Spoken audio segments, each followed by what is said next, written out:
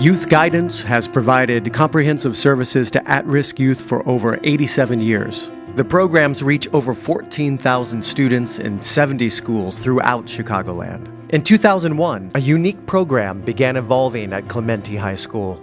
Tony DiVittorio, a youth guidance counselor, began developing a curriculum to combat the negative behaviors of his male students. Over the next 8 years, that curriculum developed into a weekly program that centered on the topic of men's work, stressing character-building traits like integrity, positive anger expression, and visionary goal setting.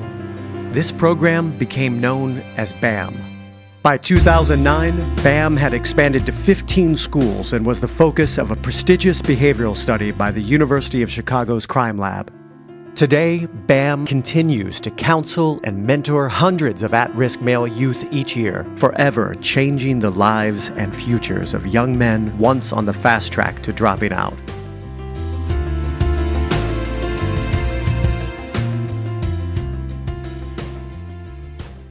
This is the part of the presentation that is the most obvious, which is we have a huge problem in Chicago with youth violence. And I don't have to tell anybody in this room.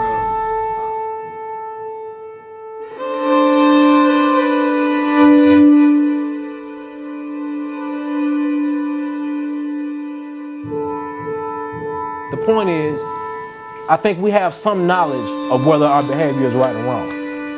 It's what we do with it. Man, you know, I just don't care. I'm gonna let this person have it today.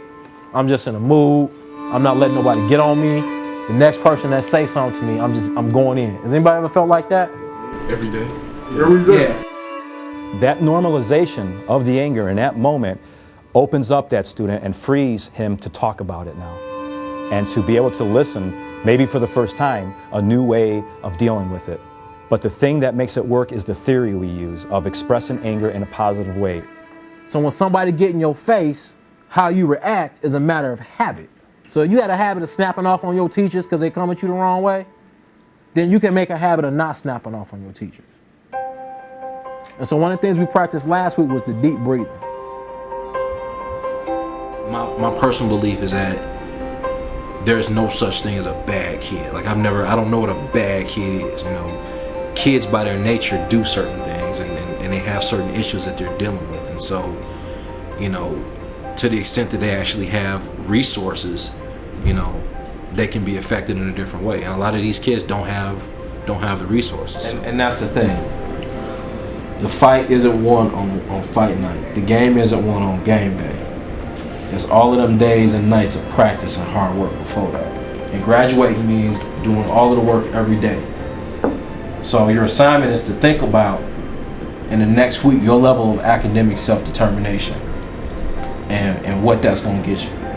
Everything that we do in the BAM program is connected towards academic engagement, becoming part of your school, becoming part of your studies, becoming part of the academic process.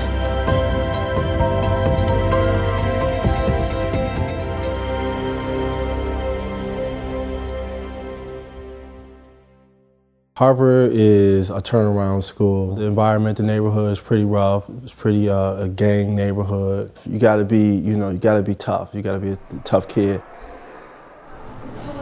DJ, he a cool guy. He laid back. So why do you come every week? Because it's interesting. Kente, he's a moody guy. He's up and down. You have to just kind of like see what mood he's in before you approach him. I'm a gangster. I'm sure he's looking to me as a father figure. Anybody else? What about you, Kente? How'd you make it through? And who did you lose, and how'd you make it through? I lost my daddy. He was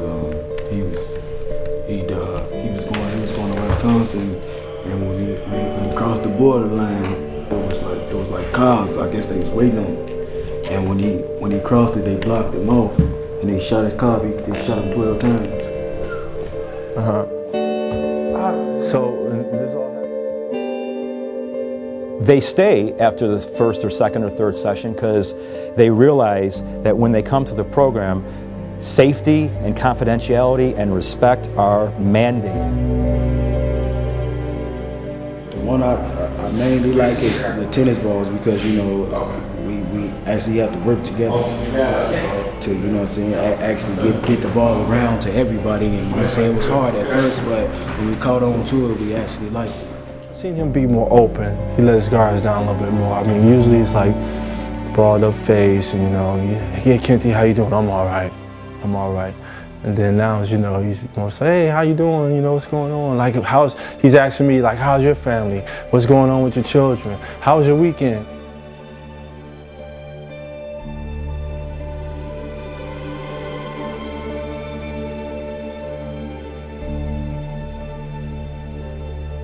You know, we have a sense of identity that has to be nurtured through seeing other men. And so, you know, when young men have an opportunity to see role models, that's what they cling to. It's self-evident. I mean, they don't have fathers in their communities, you know, like when we did the group that time, you know, out of all those guys, only 2 or 3 guys had fathers that were present in their life. They don't have positive male role models who spend time with them, you know. These guys are just raising themselves. He's not in your life? When was the last time he was in your life? When I was 8. When you was 8? So you got an older brother? In my life. Your dad's not in your life? When was the last time you saw him? Never.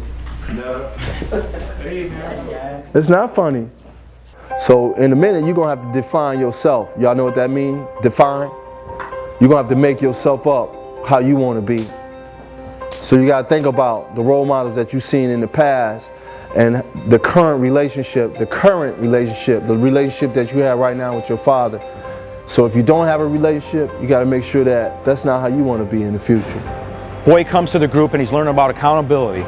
He's learning about responsibilities. And then you combine that with after-school sports programs, Olympic sports programs, you're able to reinforce those band values with another mentor.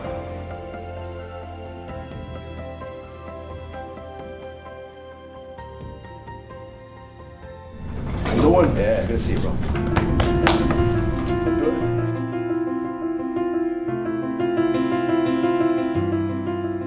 Right, checking in. My name is Vincent Rosado. I did come from the band program. At the time I was a freshman, I was kind of a lost cause a little bit, you know, because I grew up in an environment of drugs and alcohol and abuse and gangs.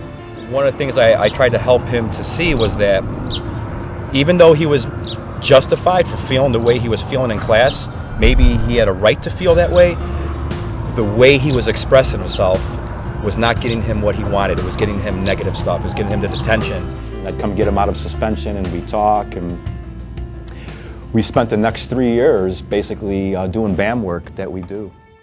Yeah, I love this guy because he understands what it takes to fight through those emotions. He understands what it takes to fight through those obstacles. And to have somebody in your life that understands those things is a plus, because you're never gonna stop having those things in your life.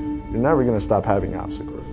A lot of times at this age, you feel like you need to do something to prove that you're worthy, to prove that you're better than maybe your friend next to you or somebody in your classroom.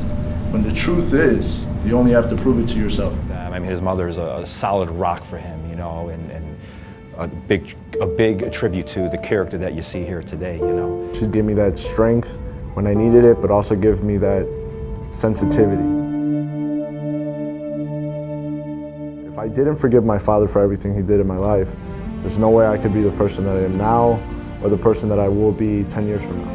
But the thing that you guys gotta understand is that all those things are put there for a reason. You know, it's not your fault. It's not your fault that they're there.